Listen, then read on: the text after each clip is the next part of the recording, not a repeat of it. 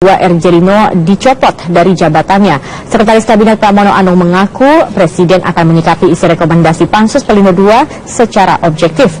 Terlebih kasus dugaan korupsi di tubuh Pelindo II semakin jelas. Rekomendasi Pansus Pelindo II kepada pemerintah seolah memantik bara perseteruan antara pemerintah dengan DPR. Merasa rekomendasinya belum digubris oleh pemerintah, Ketua Pansus Pelindo II, Rieke Diah Pitaloka, geram dan mengancam memakzulkan Presiden Joko Widodo bila tak menjalankan rekomendasi Pansus Pelindo II, yakni mencopot Menteri BUMN Rini Sumarno dan Direktur Utama PT Pelindo II, RJ Lino. Menurut Rieke, dalam tata tertib DPR yang merupakan turunan dari Undang-Undang MD3, apabila rekomendasi pansus angket tidak ditindaklanjuti pemerintah, maka DPR dapat mengusulkan hak menyatakan pendapat. Kegeraman Rieke juga bertambah ketika Wakil Presiden Yusuf Kala menyebut rekomendasi Pansus Pelindo II hanya sebatas saran politik. Dengan kata lain, pemerintah dapat menjalankan isi rekomendasi atau tidak. Pihak istana pun akhirnya angkat bicara. Sekretaris Kabinet Pramono Anung mengaku Presiden akan menyikapi isi rekomendasi Pansus Pelindo II secara objektif. Apalagi kasus dugaan korupsi di tubuh Pelindo II semakin jelas setelah Komisi Pemberantasan Korupsi menetapkan RJ Lino menjadi tersangka dalam kasus dugaan korupsi pengadaan Q-Crane. Yang jelas bahwa karena perkembangan baik di KPK maupun kepolisian terhadap persoalan Pelindo ini dari waktu ke waktu selalu diamati oleh Presiden. Apalagi sekarang nama yang disebut di dalam pansus itu sudah menjadi tersangka di KPK, maka tentunya sudah terang benderang terhadap persoalan itu. Sehingga apa yang akan diambil oleh Presiden, oleh pemerintah, tentunya dalam koridor bagaimana proses hukum itu dihargai, dihormati. Sikap istana tersebut sepertinya belum menjadi jawaban sempurna untuk Pansus Pelindo II. Apakah sikap Pramono Anung itu hanyalah isyarat? Karena sebetulnya Presiden Joko Widodo sudah punya jawaban tersendiri lewat wacana perombakan kabinet yang belakangan masih menjadi isu politik. Tim Liputan, Metro TV. Justru di PT Pelindo II memiliki aspek hukum dan politik. Dua lembaga penegak hukum Bareskrim dan KPK mengusut dugaan tindak pidana di Pelindo. Bahkan DPR melalui Pansus Pelindo juga merekomendasikan pemecatan Dirut Pelindo II RJ Lino dan Menteri BUMN Rini Sumarno yang dinilai tidak melaksanakan asas pemerintahan yang baik. Kasus Pelindo II berawal dari penggerebekan Bareskrim Polri yang saat itu dipimpin Komjen Budi Waseso ke kantor Pelindo II. Pelindo II diduga melakukan kesalahan prosedur dalam pembelian mobile crane. RJ Lino saat itu tampak reaktif dengan menelepon seorang menteri dan mengancam mundur. Kasus Pelindo pun akhirnya bergulir juga di Senayan. Pansus Pelindo II dibentuk. Lino dicecar tidak hanya soal pembelian mobile crane, namun juga soal rancangan koran GICT yang diduga menyalahi undang-undang karena tidak berkoordinasi dengan otoritas pelabuhan dan Menteri Perhubungan. RJ Lino dan Menteri BUMN Rini Sumarno saat memberikan pansus menyatakan dasar perpanjangan kontrak GICT hanya pada surat pendapat hukum Jamdat. Dan kami mendapatkan secara lisan konfirmasi bahwa mereka sudah mendapatkan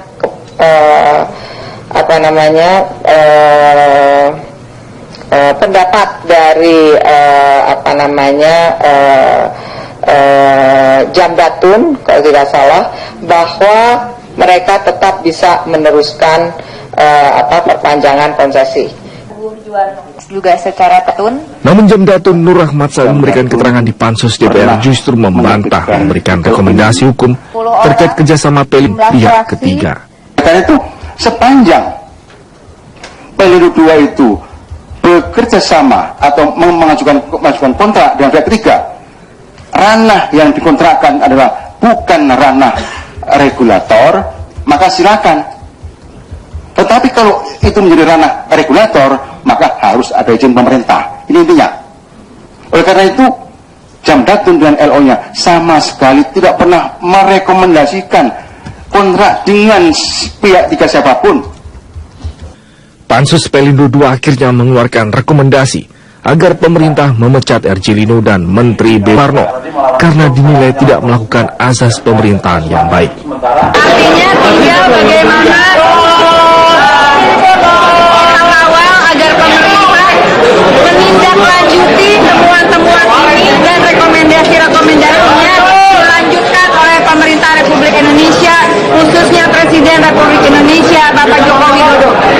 hasil Pansus Pelindo II, KPK pun menetapkan Richard Joslino sebagai tersangka dugaan korup Krin pada tahun 2010. Pelindo II tampaknya menjadi sorotan dua lembaga penegak hukum di negeri ini, KPK dan Bareskrim Polri.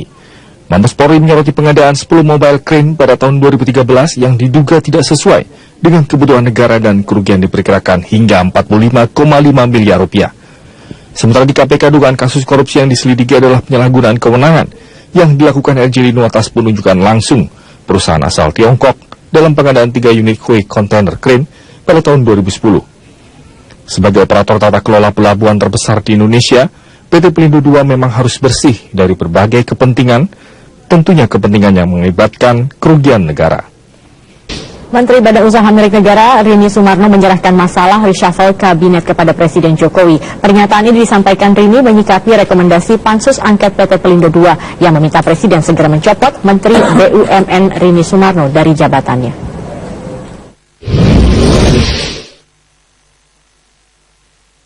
Karena bukan saya, jadi tolong bicara langsung ke beliau karena beliau yang mempunyai hak prerogatif itu. Ya, terima kasih. Pemirsa, Ketua Pansus Angket Pelindo II, Rieke Diah Pitaloka mengingatkan bahwa Presiden dapat dimakzulkan jika rekomendasi Pansus Angket Pelindo II tidak dilaksanakan.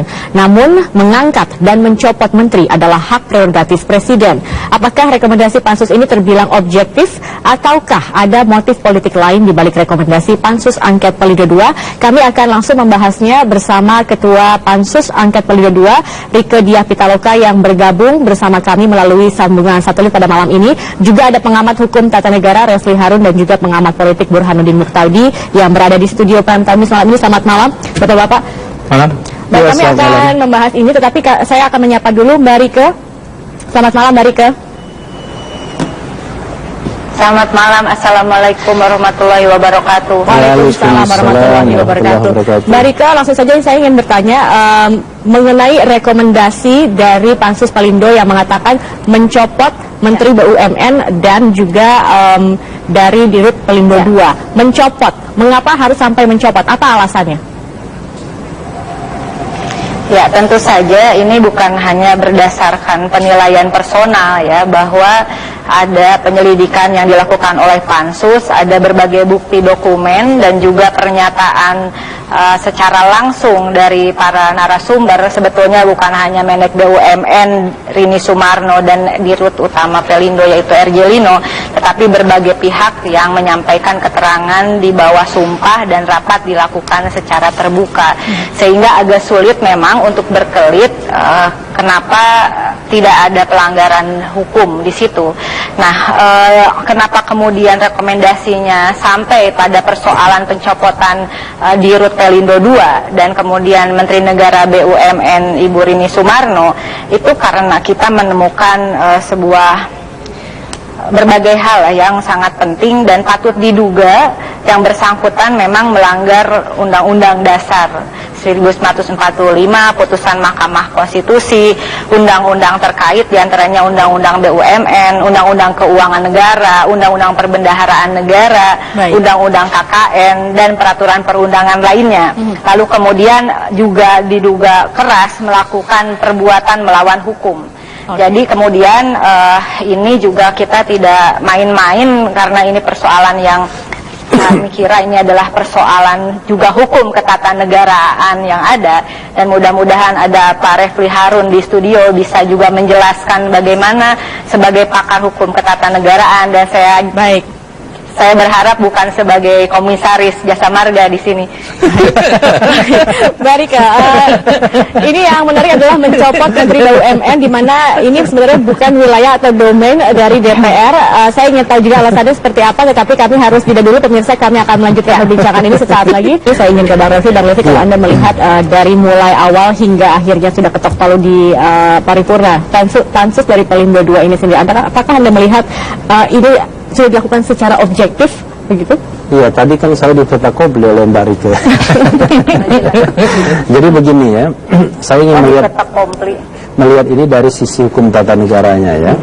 Pertama, saya sendiri merasa ketika kemudian DPR membuat angket ini agak aneh sebenarnya ya dari sisi. Aneh bagaimana? Begini, angket ini kan sebenarnya kalau dalam dunia pewayangan itu senjata utama kan, senjata utama di mana pamungkas. Jadi kalau misalnya pengawasan eksekutif itu tumpul ya, maka kemudian menggunakan senjata pamungkas ini berupa hak interpelasi ya, hak angket dan hak menyatakan pendapat. Nah lalu kemudian hak ini kan harusnya ditujukan kepada dua hal, dugaan pelanggaran undang-undang dan kemudian kebijakan pemerintah yang bersifat strategis, penting dan berdampak bagi masyarakat. Pemerintah itu siapa? Ya tentu kalau kita bicara pemerintah dalam kadar majemuk, ya siapapun eksekutif jadi pemerintah.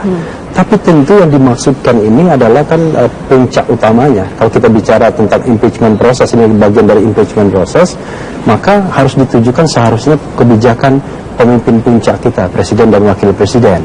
Karena inilah ekomen dari DPR. Tapi jalannya pansus ini sendiri Anda menurut memang sudah cukup sesuai dengan aturannya? Ya, lalu kemudian ketika itu selesai kan maka kemudian rekomendasi dan lain sebagainya. Nah, cuma untuk pansus kemarin justru saya ingin klarifikasi Mbak Rike.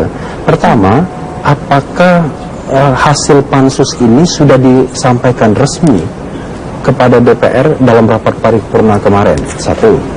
Kedua, karena ada yang bilang ini belum resmi, baru kesimpulan sementara karena laporannya sendiri belum selesai. Sudah diketok di paripurna. Ya, walaupun diketok di paripurna, kalau laporannya belum resmi kan. Kedua, harusnya kan ada pemandangan fraksi di paripurna. Lalu kemudian yang ketiga ada penerimaan. Nah, penerimaan itu seperti kemarin tuh waktu pansus Senturi kan, ada opsi A, opsi B dan lain sebagainya, full. Oke, kemudian diputuskan. Nah, setelah itu maka kemudian soal tindak lanjut itu terserah DPR. Pertama misalnya tindak lanjutnya karena ini ada dugaan pelanggaran hukum kepada penegak hukum, kan begitu. Lalu kemudian kalau misalnya ada tersangkut bahwa ini presiden kemudian sudah melanggar konstitusi dan lain sebagainya, bisa saja digalang hak menyatakan pendapat. Tetapi ketika kemudian rekomendasinya untuk memberhentikan pejabat-pejabat tertentu fine secara politik, tapi permasalahannya dari sisi hukum negara apakah itu binding atau tidak. Nah, kalau mau penjelasan saya nanti jelaskan nih. Tapi kita tanya dulu ke Bang Rike tadi. Secara langkah-langkah yang dikatakan oleh Bang Refli ini sudah dilakukan dalam pansus Pelindo ini, Bang Rike. Pertama, kenapa dibentuk pansus angket? Itu kan ini saya bawa nih tatibnya ya. Ini turunan dari Undang-Undang MD 3. Ini karena menyangkut persoalan yang sangat penting, strategis dan berdampak luas pada kehidupan bermasyarakat, berbangsa dan bernegara, dan bertentangan dengan ketentuan peraturan perundangan ya. Jadi saya kira ada persoalan karena di Komisi 6 itu sudah panja aset, bahkan ya sudah mengatakan beberapa hal terkait Pelindo 2, lalu kemudian ada panja Pelindo juga di sana, sehingga karena tidak ada follow up yang cukup baik, lalu DPR memutuskan dibentuk pansus angket. Nah, pertanyaannya apakah ini isu strategis? Kalau ditanyakan ngapain sih DPR sampai membentuk pansus angket? Saya balik tanya, apakah pelabuhan itu bukan sesuatu yang strategis bagi persoalan bangsa ini? Kami meyakini bahwa yang namanya pelabuhan itu adalah simbol kedaulatan negara. Seluruh barang ekspor impor masuk itu melalui pelabuhan, ya termasuk pangan, termasuk kebutuhan industri dan sebagainya. Oleh karena itulah kemudian yang namanya presiden sempat marah besar terkait kasus pengadaan barang saja marah besar. Ini persoalan dwelling time dan sebagainya.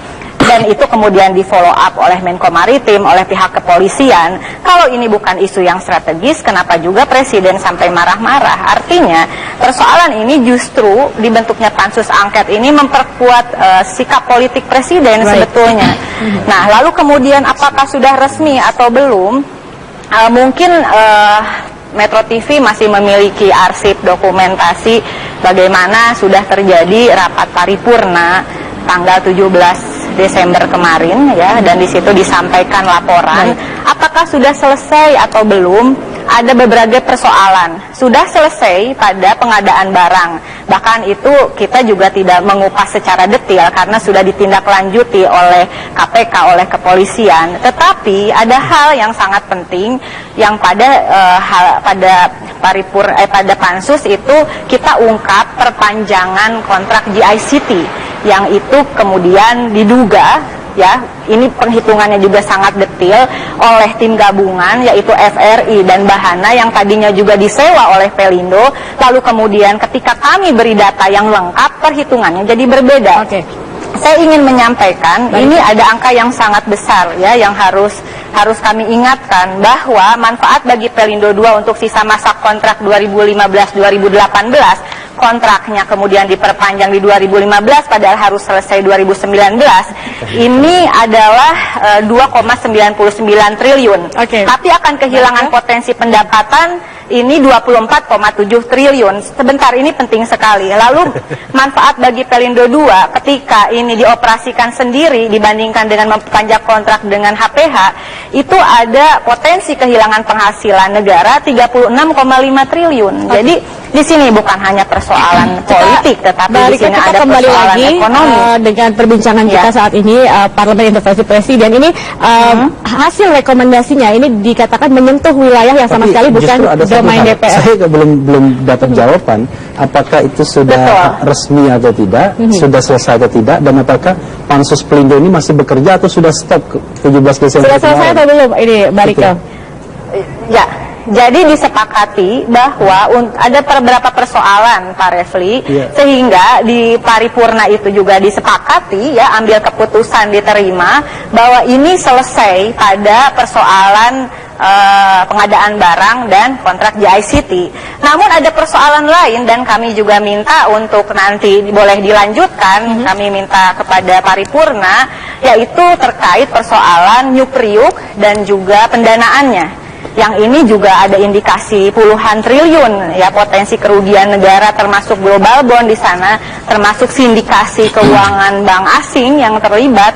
Yang itu akan kita lanjutkan, bahwa ini kita bukan hanya persoalan kontrak JICT, tapi untuk kontrak JICT sudah cukup, Pak, sudah selesai, mau diapain lagi? Menterinya juga tidak mau datang lagi, yang terakhir diundang 2 kali. Untung keburu tutup masa reses. Baik. Nanti jemput paksa. Dua permasalahan sudah selesai begitu, Mbak Rike. Mbak Rike, saya ingin kembali lagi mengenai hasil rekomendasi untuk mencopot Menteri BUMN. Kita tahu bahwa untuk mencopot atau mengangkat Menteri adalah hak prerogatif Presiden, bukan dari Parlemen. Dan ini dikatakan bahwa ini mengapa DPR menyentuh wilayah yang sama sekali bukan domain sendiri dari DPR. Karena itu alasannya ya sudah terjadi dugaan kuat pelanggaran dan sikap melawan terhadap Undang-Undang Dasar, putusan Mahkamah Konstitusi, undang-undang dan peraturan perundangan lainnya.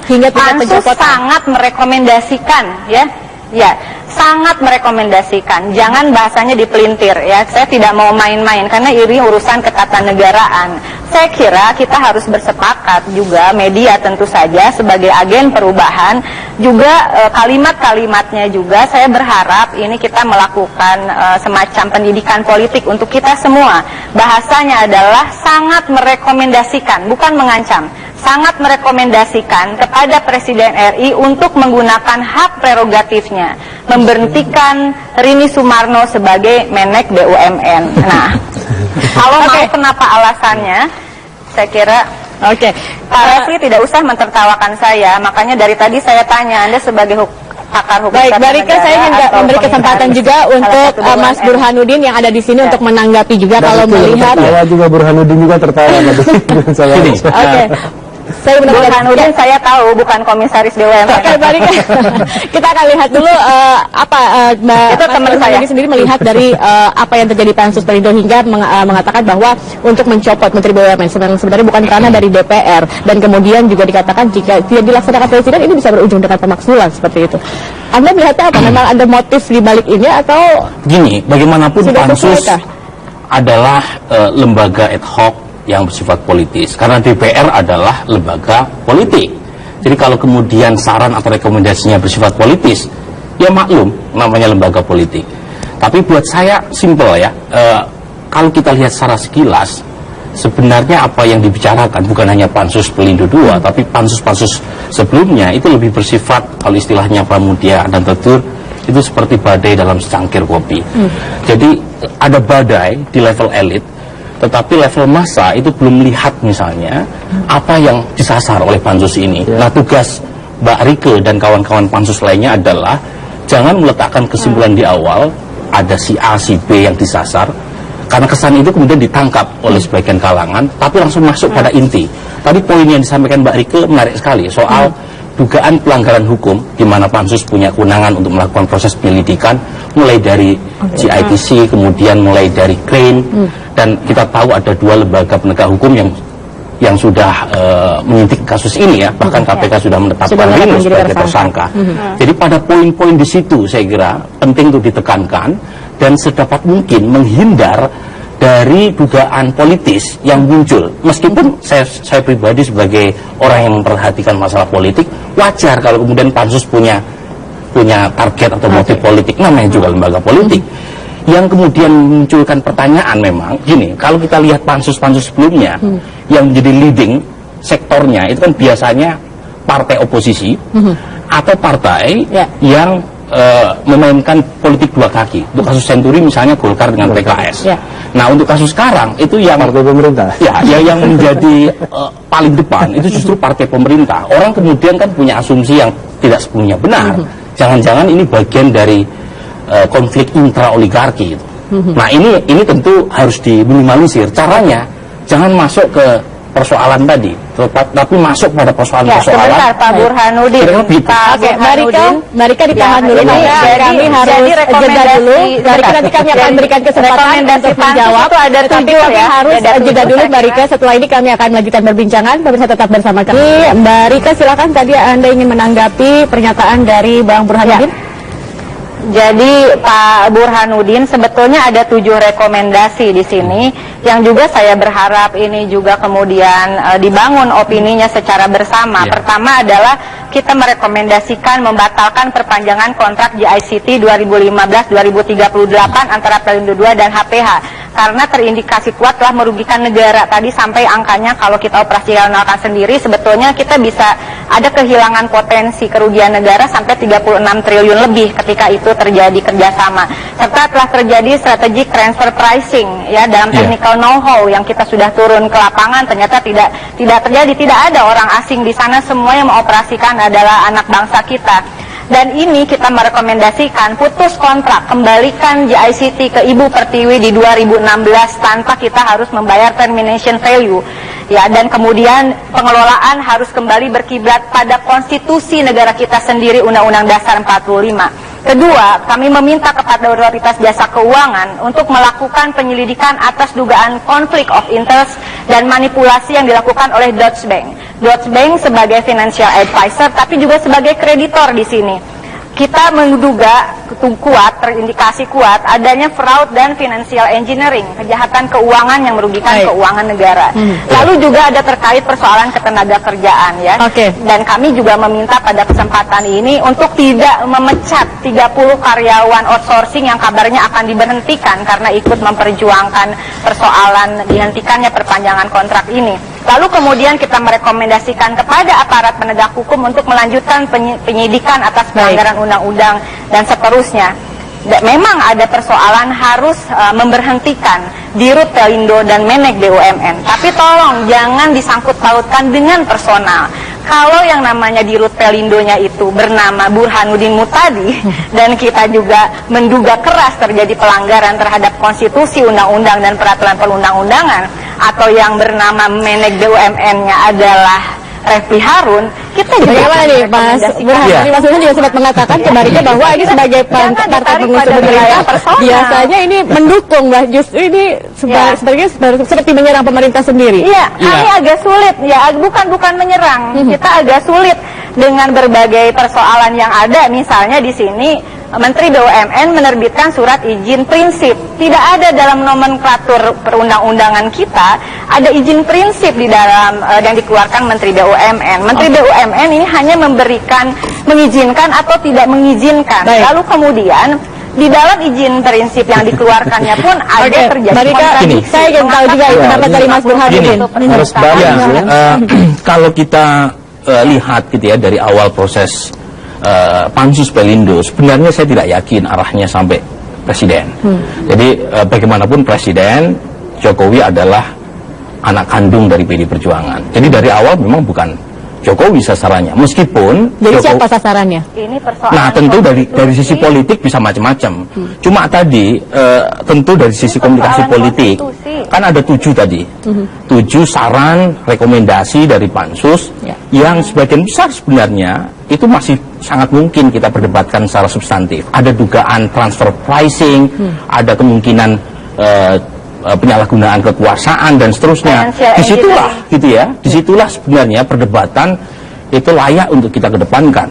Dan tentu saja memberi porsi kepada penegak hukum untuk menyelidiki kemungkinan tindak dugaan pidana di situ. Tetapi kalau kemudian highlightnya, meskipun tentu saja bukan pansus saja ya, media termasuk pengamat itu kan punya potensi untuk cherry picking. Jadi mengambil poin-poin yang dianggap penting atau dianggap krusial secara politis untuk didiskusikan sambil mengabaikan poin-poin lainnya. Tapi poin saya simpel sebenarnya. Ada ranah hukum, ada ranah politik gitu ya, bahwa kemudian ada interkoneksi antara keduanya, that's fine. Gitu ya. Jadi bagian politik memberi informasi ke bagian bisa hukum. saya tambahkan ya. Jadi begini ya, kalau kita mau meletakkan ini dalam ranah ketatanegaraan yang saya pahami ya. Jadi jauhkan dulu dari macam-macam target dan lain sebagainya. Pertama, memang angket itu adalah hak DPR. Terlepas mungkin saya tidak setuju bahwa itu kok ditujukan kepada hal yang begini ini, oke, that's fine ya, karena itu sudah diambil keputusannya. Tetapi dari sisi prosedur, selesaikan dulu kerjaan angket ini. Karena yang saya tahu panitia angket ini belum selesai bekerjanya. Karena biasanya setelah dia selesai bekerja ya, hasilnya itu berupa laporan panitia angket ya, itu harus disampaikan dulu kepada DPR dan setiap anggota menerimanya, mungkin membaca, lalu kemudian nanti di paripurna dilaporkan, lalu kemudian ada pandangan-pandangan fraksi. Rekomendasi yang sudah ada ini wajib? Belum selesai. Pandangan-pandangan fraksi. Lalu kemudian baru diambil keputusan apakah Pandangan diterima fraksi atau itu tidak, bisa diterima atau tertulis. tidak hasil kerja angket ini. Nah ini kerjanya belum selesai. Jadi tiba-tiba kemudian lompat ada kesimpulan awal yang kemudian dikatakan harus dilaksanakan. Iya. Ini kan ibaratnya pekerjaannya belum selesai, tapi kesimpulan mendahului dan wajib dilaksanakan. Satu. Yang kedua adalah kalau kita bicara hukum tata negara dan politiknya, memang disitulah ada problem. Kenapa kemudian hak angket ini agak problematik dalam sistem ketatanegaraan dengan sistem pemerintahan presidensi? Kenapa? Kalaupun dia katakan nanti diterima hasil angketnya, ya, maka kemudian apakah kemudian rekomendasi DPR ini dijalankan presiden atau tidak? Ya itu memang akhirnya ranah politik lagi. Bagaimana sejauh mana kemudian tekanan DPR kepada presiden tersebut. Jadi rekomendasi itu tidak binding. Baik.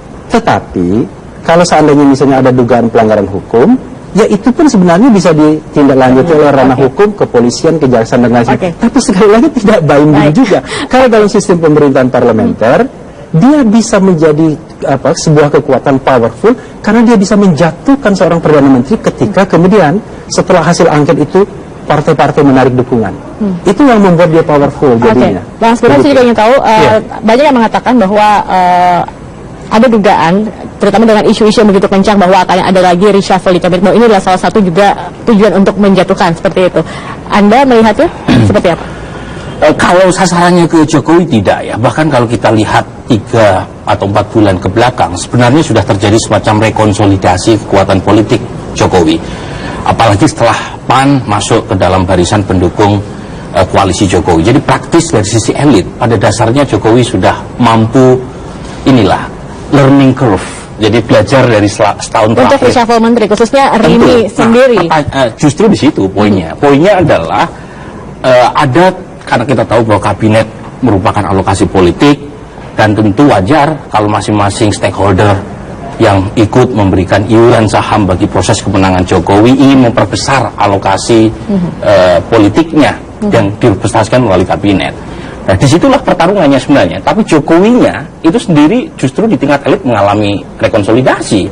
Jadi dia justru sekarang berada di atas dari para pemain tadi yang sedang bertarung di level kedua atau ketiganya. Nah, pertarungan itu yang kemudian menimbulkan apa yang disebut sebagai kegaduhan.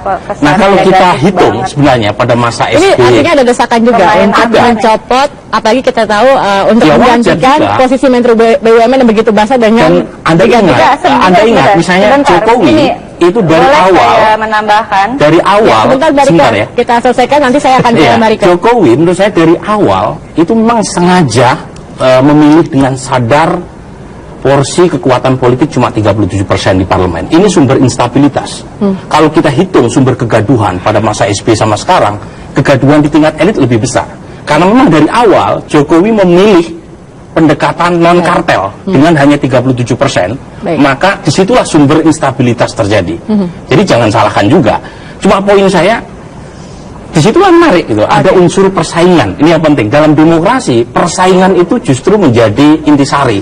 Persaingan antar faksi yang kemudian diharapkan menimbulkan semacam titik keseimbangan. Oke, Mbak Rika ingin menanggapi, sekaligus saya juga ingin bertanya Mbak Rika, Anda katakan bahwa rekomendasi ini harus dijalankan oleh Presiden. Limit waktu yang Anda berikan kepada pemerintah untuk menjalankan rekomendasi Anda ini berapa lama?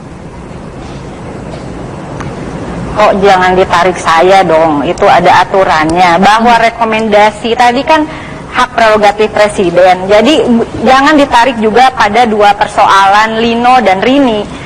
Coba kita jangan pakai nama orangnya deh ya. Saya ajukan beberapa hal.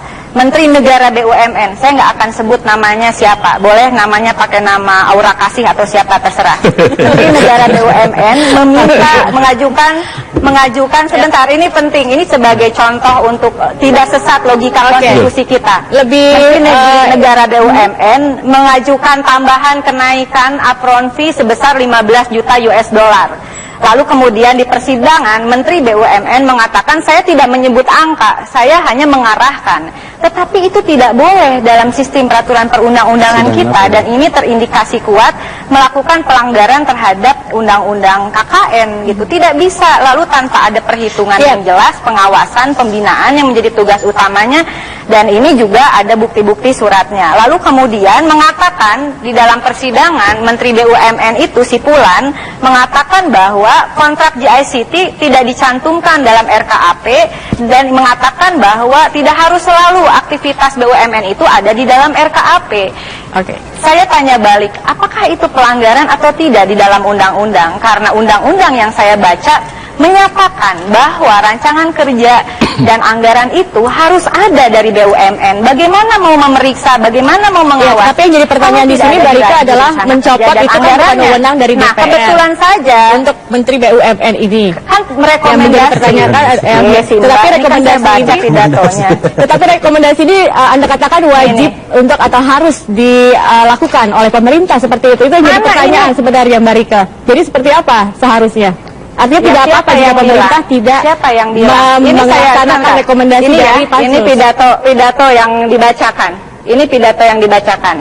Kalimatnya adalah, saya ulangi, kalau mau ngomongin persoalan orang, ya, Pansus sangat merekomendasikan kepada Presiden RI untuk menggunakan hak prerogatifnya, memberhentikan si anu, ya. Tetapi kemudian apakah ini menjadi paksaan? Sebentar, wajib hukumnya. Kita juga mengerti negara kita menganut sistem presidensial. Tadi yang namanya pakar hukum tata negara sudah menjelaskan berbeda dengan sistem parlementer. Waktu di dalam undang-undang MD3 minta ada kewajiban harus ditindaklanjuti semua keputusan DPR, kami menolak itu karena itu adalah sistem parlementer, merupakan pelanggaran terhadap konstitusi kita yang mengatakan Indonesia menganut sistem presidensial. Sehingga rekomendasi Pansus DPR itu memang mau dikatakan tidak wajib, ya silahkan, ya, karena memang rekomendasi. Kalau tidak dijalankan nanti tidak akan dimakzulkan seperti dua hal ya. Ya, saya kalau boleh. Itu yang terhormat pakar hukum ketatanegaraan yang merangkap sebagai komisaris utama Jasa Marga.